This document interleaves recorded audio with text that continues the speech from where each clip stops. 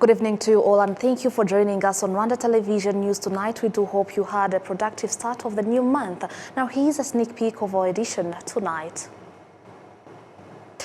The French presidency Élysée Palace has announced that French President Emmanuel Macron and Rwandan President Paul Kagame will officially inaugurate a memorial in Paris on Tuesday honoring the victims of the 1994 genocide against the Tutsi. Residents of Bumbogo sector in Gasabo district say the start of road construction works promised by President Paul Kagame has renewed confidence that the development commitments made to citizens are being delivered. On Monday, the Permanent Court of Arbitration ruled that the United Kingdom should not be required to pay Rwanda 50 million euros over the migrant agreement that it cancelled.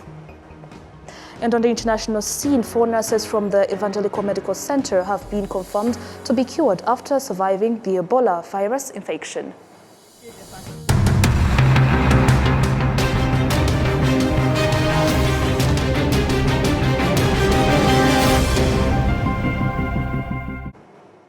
We are glad to have your company tonight. Coming to you straight from Kigali, Rwanda, my name is Enora Gladys Awatoni. Now let's kick off. The French presidency Élysée Palace has announced that French President Emmanuel Macron and Rwandan President Paul Kagame will officially inaugurate a memorial in Paris on Tuesday honoring the victims of the 1994 genocide against the Tutsi in Rwanda. Named L'Archive, the memorial was designed by Portuguese artist Grada Quilomba as a place of remembrance, reflection, and historical preservation. It aims to honor the victims of the genocide against the Tutsi while contributing the efforts to safeguard its memory for future generations. The inauguration is being viewed as a powerful symbol of continued commitment to remembrance, truth, and a global pledge to prevent a genocide from ever occurring again. The site includes a dedicated memorial space for commemorative events, as well as an educational component designed to help young people and future generations better understand the history and lessons of the genocide against the Tutsi. Presidents Macron and Kagame are expected to deliver remarks during the ceremony, while genocide survivors will share testimonies about the 1994 genocide against the Tutsi. The 2 leaders are also scheduled to attend an official dinner hosted by the French presidency later in the evening. Now moving on with more news ahead, residents of Bumbogo sector in Gasabo district say the start of road construction works promised by President Paul Kagame has renewed confidence that development commitments made to citizens are being delivered. William Evans Mutabazi reports. Promises made, promises kept. That is the message many residents in Bumbogo are repeating as construction gets underway on a road President Paul Kagame pledged to upgrade during his campaign visit in the area on July 12, 2024. At the time, President Kagame assured residents that their road would be tarmacked, addressing one of the area's long-standing infrastructure challenges. There are a number of things I can promise you, but I want to promise you one thing, only one urgent thing, that I wish it is done quickly. There is a road that we used coming here that is not tarmacked. It will be tarmacked soon by all means. We have achieved many things that have been highlighted, and many more remain in the pipeline, and we shall deliver on them. Today, heavy machinery and construction workers are a common sight across Bumbogo as work progresses. Residents say the road had become synonymous with dust during the dry season and mud during the rainy season, making movement difficult and affecting their quality of life. By the time someone reaches the tarmac, everyone will tell he or she comes from Bumbogo because of the dust. We have been facing challenges both in rainy and sunny seasons, and oftentimes motorcycles would refuse to transport us this side. Whenever we went to Chimirongo, people would identify us because of the dust, and they would say, Bumbogo people have come. We never dreamt of development coming our way because this area has been a village. As a motorist, because we knew that the road network here is bad, we would overcharge our passengers. Beyond easing transport, residents believe the road will unlock new economic opportunities, increase property value, improve sanitation, and attract investment to the area. This tarmac was promised to us by the president during campaigns. He said he will bring tarmac to our area, and he indeed has fulfilled his promise. Plots of land are going to become costly now. Now that our road is going to be tarmac, our land value is going to go up. Many people might start thinking about constructing flats. I can see that Bumbogo is now advancing like other areas. They actually have good houses, but the road has been a mess. Now that this road is under construction, then everything is going to be solved. The Urban Transport and Region Integration Program Manager at Rwanda Transport Development Agency, RTDA, says the project is being implemented in 3 phases. We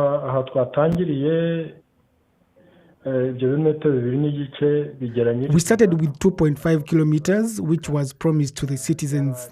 It is an area with many new settlements and schools. But in our 2026-2027 budget, we shall offer tender for constructing another 15 stretch from Zindiro through Mubirembo towards Gasanze, which is 10 kilometers, and another part from Zindiro towards Chimirongo, heading towards Kuchamitsinji, measuring 4.5 kilometers.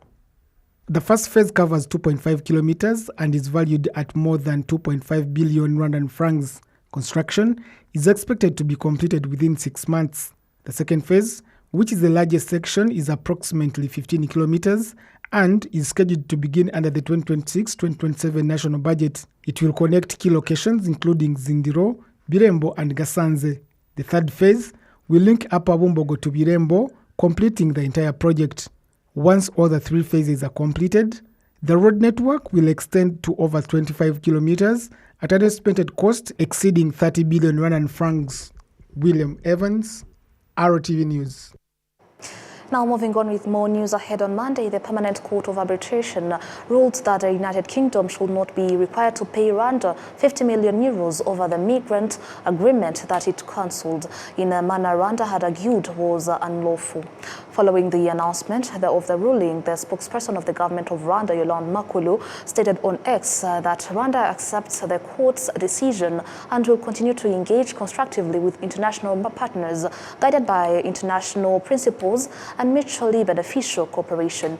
In January 2026, the government of Rwanda, represented by its Minister of Justice, who is also the country's Attorney General, Dr. Emmanuel Shebuja, filed a case against the United Kingdom seeking more than 50 million euros in compensation over the migrant agreement whose termination had been disputed by the 2 parties. On March 20th this year, the Permanent Court of Arbitration in The Hague, Netherlands, began hearing Rwanda's case against the United Kingdom. Rwanda argued that the British government had suspended the agreement concerning the relocation of refugees and migrants, even though Rwanda had already completed all preparations required to implement the agreement concluded between the 2 countries. The agreement also included funds intended to help the migrants integrate into Rwandan society, while additional funding was earmarked for Rwandans, including vulnerable members of the population.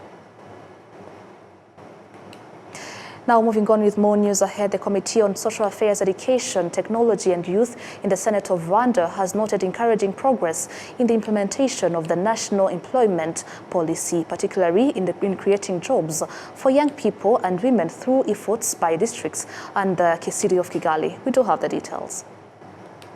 During discussions held this Monday between the committee and the leadership of the city of Kigali, which focused on job creation, Kigali City indicated that under the Second National Strategy for Transformation, NST2, it aims to create more than 249,000 jobs over the 5-year implementation period.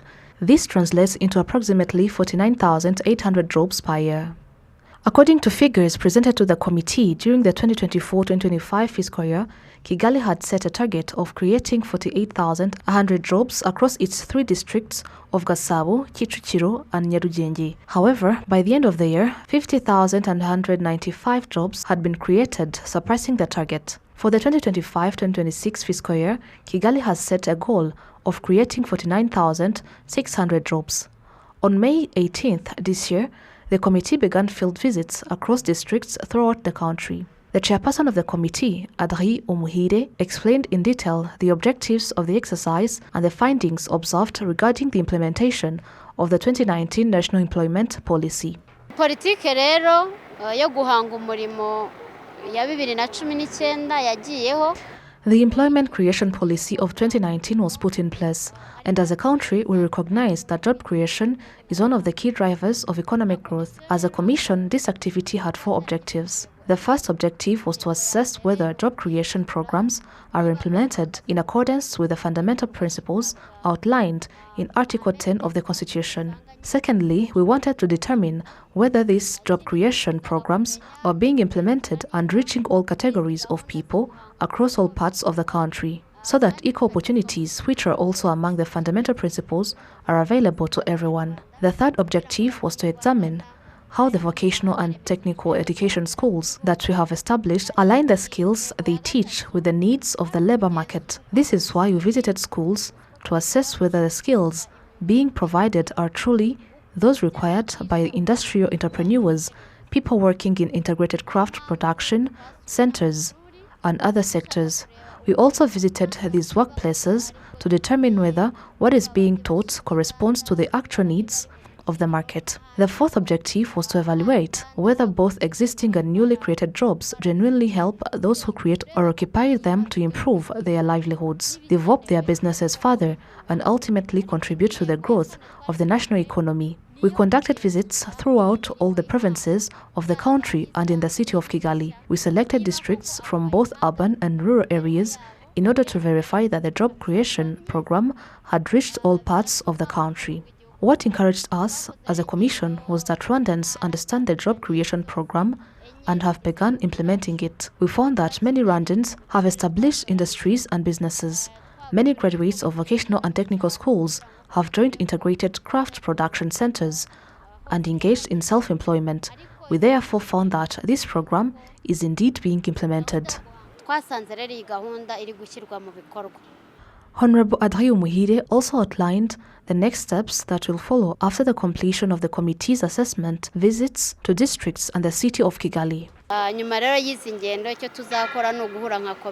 Following these visits, the next step will be for us, as a commission, to meet and discuss our findings. We will then prepare a report which may include recommendations requiring the government to address certain issues. Our goal is not only to create the jobs we have committed to creating, but also to ensure that these jobs improve the livelihoods of those who create and occupy them, enabling them to achieve greater progress and prosperity. Rwanda has set a national target of creating 250,000 jobs annually, with the aim of generating a total of 1.25 million jobs by the end of the 5-year NST2 development program.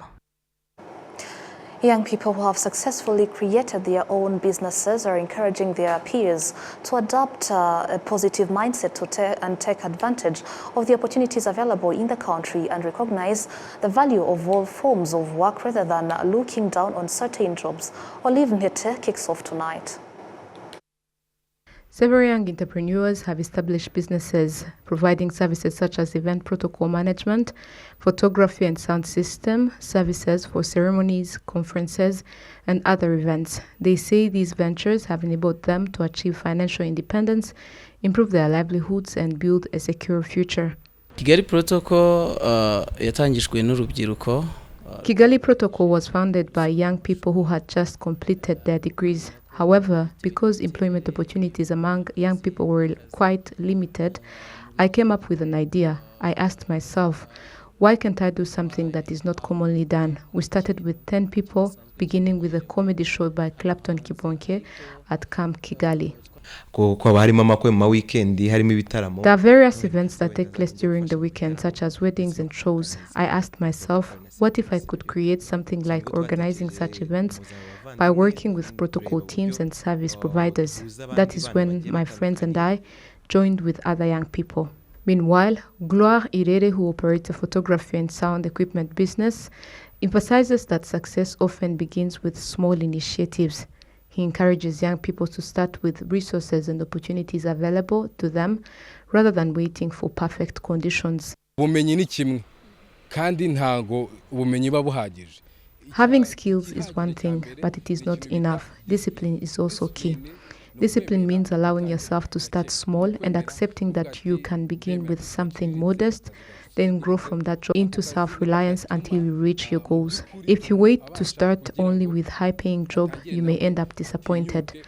So I encourage all young people to develop the discipline to begin with simple and small work. Young people who have secured employment through these youth-led enterprises also stress that no job should be considered insignificant. They believe that a willingness to work and gain experience is essential for personal growth and economic advancement. We should not think that we will only get jobs related to what we studied in school, or that if we do not find office jobs or dream jobs, we will not work at all. Employment opportunities are available, and our country has offered opportunities to all young people. The entrepreneurs attribute such of their progress to the opportunities and support mechanisms provided by the government of Rwanda, which have enabled them to expand their businesses and create employment opportunities for others. Nk'uko nabivuze ndashimira igihugu cyacu cy'u Rwanda. As I said, I would like to thank our country, Rwanda, for the opportunities it provides to us young people. We have now expanded the Kigali Protocol to Poland, across Europe and to Canada. Those leading it are the same people who started here in Rwanda. We have supported some of them and they have since gone abroad. Rwanda's development agenda under the NST2 places strong emphasis on youth empowerment and sustainable job creation. The strategy prioritizes entrepreneurship, skills development, technological innovation, and investment promotion with the goal of generating employment opportunities and reducing unemployment across the country in a sustainable manner.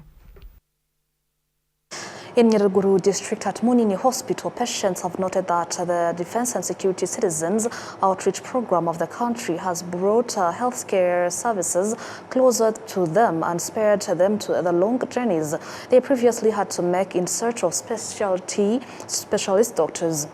They say they now have hope of being treated for illnesses that other health facilities had been unable to cure.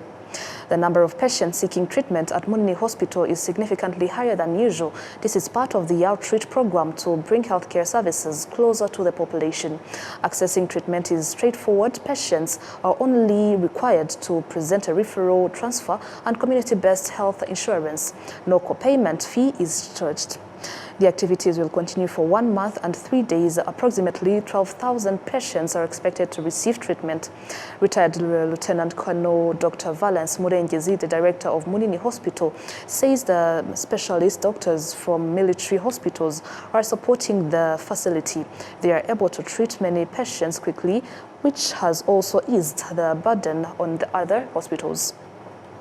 He has urged residents to maintain good hygiene practices. He also encouraged them to seek medical care early before their conditions worsen. The specialists will provide treatment for bone and orthopedic conditions, spinal disorders, respiratory diseases, ear-related illnesses, gynecological conditions, and skin diseases. The program is conducted every year as part of the activities dedicated to the Rwanda Defense Force and the Rwanda National Police. Now moving on with more news ahead, more than 100 patients who had spent a long time waiting for scheduled surgeries and experiencing repeated delays have welcomed the start of surgical services being provided by specialist doctors from Ejo Heza Hospital in the partnership with Ruhengeri Hospital. In the operating theater at Ruhengeri Teaching Hospital, a secondary level teaching hospital, specialist doctors from Ejo Heza Hospital have begun providing medical services to residents. Some patients are undergoing orthopedic surgery, abdominal surgery, treatment for diseases affecting the urinary tract, and other procedures. Patients who had been waiting a long time for surgery appointments say they are pleased that these services have been brought closer to them, eliminating the need to travel to Kigali. The team of doctors and staff from Ejo Heza Hospital, a private hospital based in Kigali, working alongside doctors from Ruhengeri Hospital, say they decided to bring these services closer to residents. This was explained by the director of Ejo Heza Hospital and specialist surgeon Dr. Dominique Mugenzi.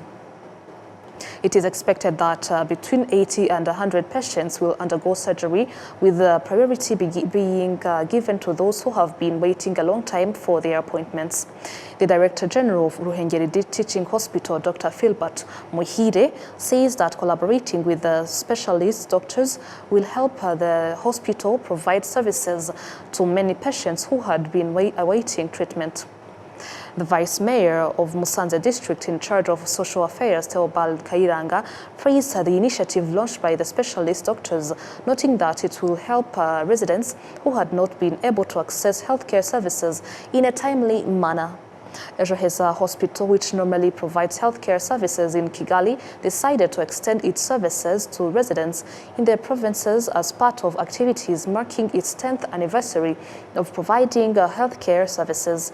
In addition to treating patients with various illnesses, the hospital has also provided community-based health insurance coverage to more than 200 vulnerable residents of Musanze district. Now moving on with more news ahead, parents and elderly genocide widows living at Bugesera Elders home say that frequent visits from guests help strengthen their hope to keep living longer and reassure them that they are not alone, despite having lost their entire families during the genocide. We do have the details. In a highly emotional scene, residents of the Bugesera Elders home exchanged greetings with visitors from Rulindo district. Among the residents is Mukamurenzi Pelagie, who comes from Nhongwe sector in Ruhango district. Whenever the period of remembrance arrives, Pelagie recalls her 8 children and her husband, all of whom were brutally killed during the 1994 genocide against the Tutsi. Out of all of them, I am the only one left. They destroyed my house, killed all my children and our husbands, and I was left with nowhere to live. Imagine how her life continued after losing everyone from her family, a place to live, food, clothing. Loneliness, hers is a long and heartbreaking story. I used to always fall sick while at home. As you can see, I was badly injured, and even now I still go to the hospital often. Because I have developed other illnesses from these injuries. As part of supporting them during the 32nd commemoration of the genocide against the Tutsi and throughout the 100 days of remembrance, Rulindo district visited them, bringing gifts and assuring them that they are not alone. When we are here, it is to remind them that they are not alone. Even though they have no one left, no children or partners, they are not alone because they have the country, and we are here as part of our responsibilities as leaders, since they are under our care. What should have been done for them by their children and families, we have taken on as our responsibility as leaders. We have come to tell them to stay strong and that they are not alone. They once came here as people in need of assistance, but now they are also helping others. This is what Françoise Umuhoza, the head of the home, highlighted.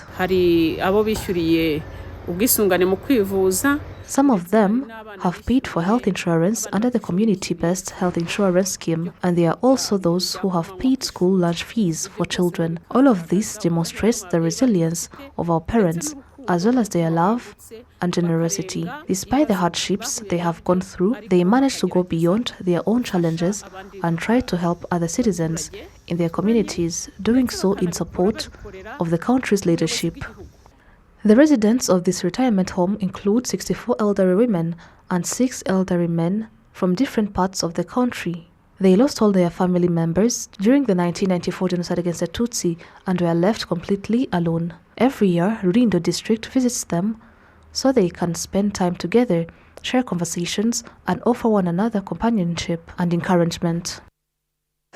Residents of Chanika sector in Rwanda district, whose homes were destroyed by natural disasters, are pleased that they have now been provided with new houses. However, government authorities are urging them to take proper care of the homes. The living conditions they had previously endured were difficult. Besides being old, the houses they lived in caused constant concern because they could collapse at any time. Those who had been living in dilapidated houses, along with others whose homes were destroyed by disasters, were placed on the list of beneficiaries eligible for new housing. The families who have received houses say that their new homes are vastly different from those they previously occupied, and they have expressed gratitude to the government, particularly to the President of the Republic. In many cases, beneficiaries receive houses, but after some time, the buildings begin to deteriorate due to poor maintenance. For this reason, residents are being encouraged to take good care of the new homes. In Rwanda district, particularly in Chanika sector, which is one of the sectors located at the foot of the volcanoes and where the disasters that destroyed the homes originated, a total of 105 families affected by the disasters have been provided with houses. At present, there are still about 52 affected families who have not yet been rehoused, while more than 300 additional families are awaiting the rehabilitation of their damaged homes.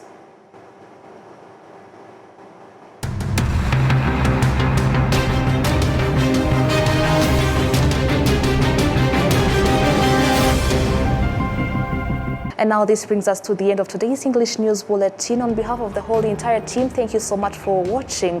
Have a good night and a fruitful week ahead. Stay safe.